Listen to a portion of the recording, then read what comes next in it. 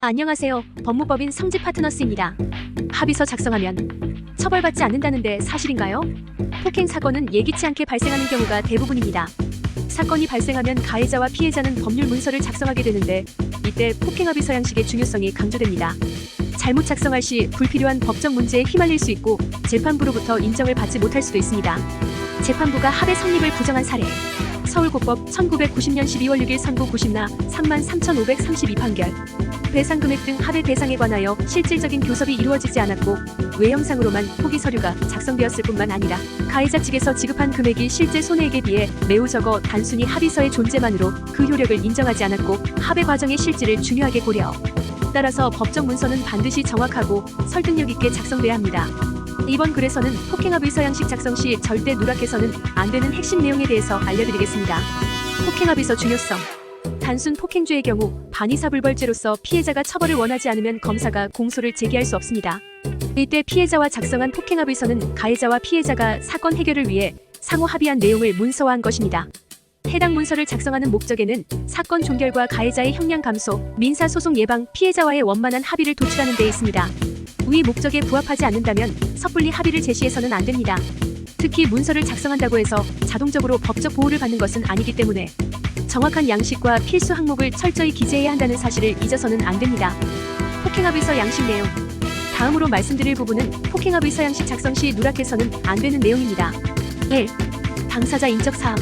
합의서에는 당사자의 인적사항으로 가해자와 피해자의 이름, 생년월일, 주소 등이 명확히 기재돼야 합니다. 이러한 기본사항이 누락될 시 문서의 신뢰성이 떨어지게 됩니다.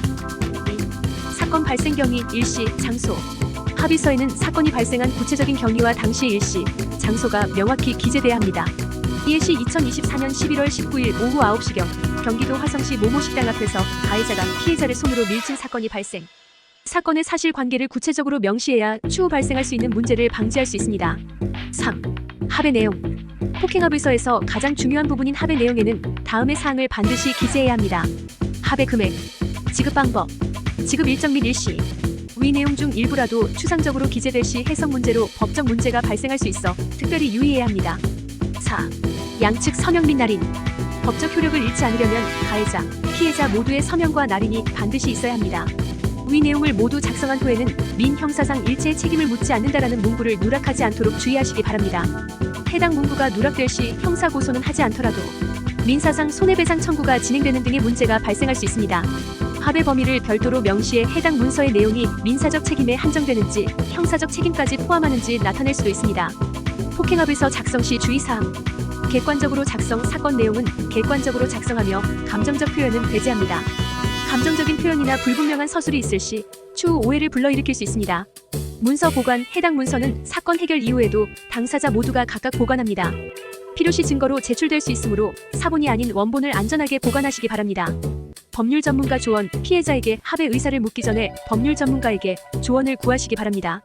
합의를 함으로써 사건이 종결될 수 있는 사안인지 확인하는 것이 우선입니다. 또한 과한 합의금을 요구받지 않도록 법률 전문가와 함께 형사조정 절차를 거치는 것이 안전할 수도 있습니다. 다음으로 법무법인 성지 파트너스 형사센터에서 해결한 실제 사건을 참고해 주십시오. 쌍방 폭행 사건. 의뢰인 A와 피해자 B는 친구 사이입니다. 사건 당일 과하게 취하면서 두 사람이 다투게 됐습니다. 그런데 A는 평소 운동을 전문적으로 한 자이고 B는 왜소한 체형이었는데요. B도 A에게 주먹을 날리고 발길질을 했으나 A의 주먹질 한 번에 B는 더 심한 상해를 입었습니다.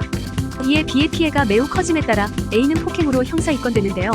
B가 입원함에 따라 책임이 더욱 무거워질 수 있었으나 A의 담당 변호인이 B와 합의를 성사함에 따라 사건이 커지는 것을 막았습니다.